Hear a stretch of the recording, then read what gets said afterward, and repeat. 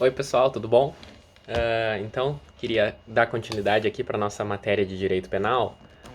Acho que eu vou fazer vídeos menores para a gente falar sobre agora os crimes contra a administração pública, tá? Se vocês olharem aí no Código Penal, eles começam ali no artigo 312, tá? Com o crime de peculato, e aí seguem por diversos artigos até o artigo. Principalmente até o artigo 337, porque depois aí é contra a administração pública estrangeira, os seguintes, e depois é contra a administração da justiça. Principalmente até o 337, mas. Enfim, são muitos artigos. Não dá para falar de tudo num vídeo só, então eu acho que eu vou fazer alguns pequenos artigos comentando os principais e principalmente comparando os dispositivos. Tá? Então, a partir do artigo 312, crimes contra a administração pública. Antes disso, é importante a gente ter umas noções gerais, tá? Questão, primeira, administração pública, tá? O crime é contra a administração pública. Isso significa que o bem jurídico que é tutelado por todos esses crimes que a gente vai ver é o interesse público, tá? Alguns desses crimes ferem, por exemplo, o patrimônio público, como é no caso do peculato. É quando um funcionário se apropria de um bem público. Ele pega algo que é público para ele. Pode ser uma verba pública, ele desvia para uma conta, pode ser um automóvel, pode ser o computador, pode ser um celular, pode ser qualquer coisa. Tá? Viola o patrimônio público e por trás do patrimônio público está o interesse público de que o patrimônio público seja utilizado para função pública, certo? Para prestar um serviço público, por exemplo, se for um automóvel. Tá? Então, fere-se o patrimônio público. Mas nem todos têm relação com patrimônio. Alguns, por exemplo, ferem apenas a moralidade pública. Por exemplo, crime de prevaricação. Tá? Prevaricação é o crime do funcionário público preguiçoso. Retardar ou deixar de praticar indevidamente ato de ofício. Tá? Ele vai atrasando, ele não trabalha, ele deixa de fazer o que ele tem que fazer. Talvez aquilo não gere nenhuma perda patrimonial, não precisa gerar nenhuma perda patrimonial, mas fere a moralidade administrativa, por exemplo, que é um princípio administrativo lá no artigo 37 da Constituição, que por trás está o interesse público, certo? Se alguém é funcionário público e está recebendo o vencimento de funcionário público para prestar o serviço, a gente quer que a pessoa trabalhe, que ela não retarde o serviço que ela deve prestar. Que mais? Tem crimes como, por exemplo, violação de sigilo. A pessoa revela, é o artigo 325, a pessoa revela algum segredo da administração. Isso pode, por exemplo, beneficiar alguém. Pode ter uma empresa que é beneficiada com aquela violação daquele sigilo. Isso, por exemplo, fere também o interesse público, porque vai atender o interesse privado de alguém que vai ficar sabendo daquele sigilo. Isso, de certa forma, fere a impessoalidade e, por trás, o interesse público. Então, todos esses crimes por trás têm o interesse público como bem jurídico sendo tutelado. Então eles não são crimes contra o patrimônio da administração ou qualquer coisa assim, certo? Porque a gente falou bastante sobre crimes contra o patrimônio. Eles são, de certa forma, mais amplos. Aqui eles protegem o interesse público num sentido mais amplo, não apenas o patrimônio, tá? Essa é uma primeira noção, então, mais teórica em relação ao bem jurídico tutelado por todos os crimes que a gente vai ver. Detalhe, certo? Obviamente, o direito penal não é a única forma de proteger o interesse público, certo? Aqui são apenas aquelas condutas mais graves, tá? O direito penal, a gente sabe, é aquele que, por último, deve servir para gerar uma coação social, para coagir as pessoas a agirem de determinada forma. Existe, por exemplo, lá no direito administrativo, cadeira que alguns de vocês já fizeram ou estão fazendo, mas a maioria ainda vai fazer, a questão da improbidade administrativa. A improbidade administrativa é mais ampla, certo? A pessoa pode sofrer um processo de improbidade por questões que não são crime, porque o crime é mais restrito. Ao contrário, se ela cometer um crime, também haverá um processo de improbidade, porque o crime é só, como eu acabei de falar, nas questões mais graves, quando as violações são mais graves. A improbidade é mais ampla, pode haver um desrespeito de algum princípio administrativo que gere improbidade, mas que não é crime. E isso é algo que a gente vai ver na cadeira de administrativo, ou já viu, para quem já fez a cadeira, tá bem? Então, Não confundam improbidade administrativa com crimes contra a administração. Os crimes são apenas as condutas mais graves, a improbidade é um pouco mais ampla, tá?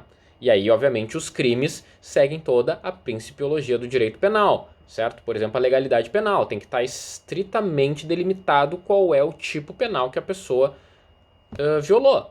No direito administrativo, existe uma interpretação mais aberta em relação à improbidade. Pode-se admitir casos de improbidade criados a partir da jurisprudência, por exemplo. Aqui no direito penal, não. A legalidade é estrita, certo? Então, a gente vai continuar aqui falando de direito penal, como a gente tem falado. Estou apenas fazendo essa remissão à questão da improbidade, porque, enfim, é um assunto que às vezes pode confundir alguém e alguns podem já estar fazendo a cadeira de direito administrativo, tá?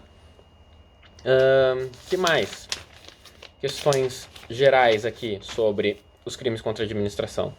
Alguns desses crimes que a gente vai ver contra a administração são crimes que, se forem cometidos contra um particular, continuarão sendo crimes, só que serão um crime diferente. Por exemplo, eu acabei de dar o exemplo do peculato, certo? O que é o crime de peculato? Peculato é apropriar-se o funcionário público de dinheiro, valor ou qualquer outro bem imóvel, público ou particular, de que tem posse em razão do cargo, ou desviá-lo em proveito próprio ou alheio, tá? Então, é eu me apropriar de um bem público ou privado, mas, se for privado, ele está em posse da administração, certo? Isso é o crime de peculato. Se eu me apropriar de um bem privado, o que é? Eu cometi provavelmente o crime de furto ou de apropriação indébita, certo? Eu vou ter cometido algum outro crime se eu me aproprio da propriedade de alguém, tá? Então, apropriar-se da propriedade de alguém é crime. Se for contra a administração, o crime é peculato. Por que eu estou falando isso? Porque os crimes que, caso não sejam cometidos contra a administração, continuam sendo crimes, são chamados de crimes funcionais impróprios, tá? É uma classificação doutrinária. O crime funcional impróprio é aquele que, se não for funcionário público ou não for contra a administração, continua sendo crime, tá? Então, crime de peculato é o funcionário público se apropriar de dinheiro da administração ou bem da administração ou bem particular que está em posse da administração. Por exemplo, o carro que está lá no depósito da polícia. Se alguém, funcionário público, se apropriar do bem, ele comete crime de peculato. Tá? O bem é privado, mas está em posse da administração. Tá?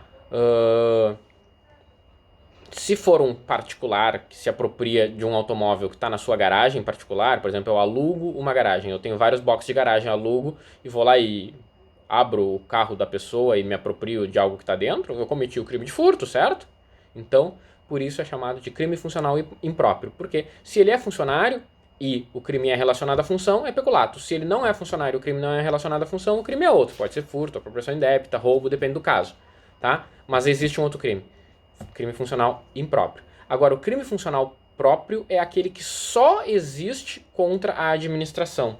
Um exemplo é o crime de prevaricação, que eu acabei de falar para vocês, né? Retardar ou deixar de praticar ato de ofício. Se tu não é funcionário público, tu é funcionário particular, tu é contratado por uma empresa e tu não pratica o teu serviço, o que acontece? Tu não comete crime nenhum. Tu comete uma falta trabalhista que pode gerar a tua demissão por justa causa, certo? Deixar de trabalhar é motivo para demissão por justa causa, mas não é crime deixar de trabalhar numa empresa privada. Não tem nenhum crime equivalente. Só que para o funcionário público é o crime de prevaricação, artigo 319, retardar ou deixar de praticar indevidamente ato de ofício. Quando o crime existe só para o funcionário público, a doutrina chama de crime funcional próprio. Tá? Então, só para vocês saberem essa classificação entre crimes funcionais próprios e impróprios. Os próprios são aqueles que só existem para os funcionários públicos, não tem paralelo para os particulares. E os crimes funcionais impróprios existem para os funcionários públicos e existe um crime paralelo para os particulares. Bem? Eu dei o exemplo para vocês. Que mais?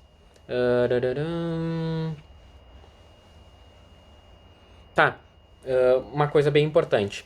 Para todos os crimes, quem é o sujeito ativo? Eu estou falando aqui, um crime é para o funcionário público e pode ser para os particulares ou não ser, dependendo do caso, se é próprio ou impróprio. Mas tudo isso está baseado em saber quem é o funcionário público, certo? Qual é o conceito que para o direito penal interessa para saber funcionário público? É só aquela pessoa que foi concursada? É a pessoa concursada? É a pessoa que foi eleita? Enfim, quem é que é funcionário público para efeitos penais? Tá? Quem é o sujeito ativo do crime? E a definição a gente encontra no artigo 327 da lei. Tá? O 327 diz funcionário público. Considera-se funcionário público para efeitos penais quem, embora transitoriamente ou sem remuneração, exerce cargo, emprego ou função. Tá? Ou seja, é basicamente todo mundo. Tá? Cargo, emprego ou função pública, transitoriamente ou sem remuneração. Ou seja, pode ser alguém que tem um cargo eletivo, pode ser o vereador, pode ser o prefeito, o deputado, governador, presidente, senador, tá? Pode ser então um cargo eletivo, pode cometer crime contra a administração pública, pode ser o servidor concursado, fez concurso público, então ele é funcionário público para o efeito penal, ele tem um cargo público. Pode ser um funcionário contratado, tá? Um professor do município foi contratado por 2 anos para dar aula, ele pode cometer crime contra a administração pública. Pode ser o cargo em comissão, CC, certo? Então o prefeito colocou determinadas pessoas para trabalhar cargo em comissão nas secretarias. Tranquilo? Tudo bem, pode, não tem problema nenhum, deve inclusive, certo? Porque tem que preencher os cargos para que seja feito o serviço. Só que se houver algum desvio na conduta que seja prática de crime, essas pessoas respondem então como funcionárias públicas, cargo em comissão. Que mais? Pode ser um funcionário temporário convocado, que é, por exemplo, um mesário nas eleições, um jurado no tribunal do júri. Essas pessoas também são consideradas funcionárias públicas para os termos da lei penal. Pode ser até mesmo um estagiário, tá? Estagiário, então, seja ele remunerado ou seja ele voluntário, também pode cometer crime contra a administração pública, certo? E esses são os que a gente consegue extrair do caput, porque no parágrafo 1º, a legislação penal estende a noção de funcionário público. Ela coloca ali no parágrafo 1º, equipara-se a funcionário público quem exerce cargo, emprego ou função em entidade paraestatal, tá? Que é, por exemplo, SESI, SESC, SENAI, SENAC, e que trabalha e quem trabalha para empresa prestadora de serviço contratada ou conveniada para execução de atividade típica da administração pública. Tá? Então, o que é a atividade típica da administração pública? É prestar serviço público. Aqui o Código Penal deixa um pouco em branco, e aí a gente vai para a Constituição para ver, por exemplo, quais são os direitos sociais que cabem ao Estado garantir. Por exemplo, direito à saúde, direito à moradia, direito à educação, direito ao transporte, direito à previdência, certo? Então, uma prestadora de serviço contratada ou conveniada para execução de atividade típica da administração, por exemplo, uma empresa que é contratada para prestar o serviço de transporte urbano, tá? Empresa de ônibus, ou de recolhimento de lixo, tá? Empresa de lixo urbano, pode ser também incluída aqui a partir dessa definição do parágrafo 1º. Então, as pessoas que trabalham nessas empresas, que contratem com o serviço público para exercer atividade típica da administração, também podem cometer, então, crimes contra a administração. Então, essas são as nossas noções gerais antes da gente ver alguns tipos específicos, tá bem?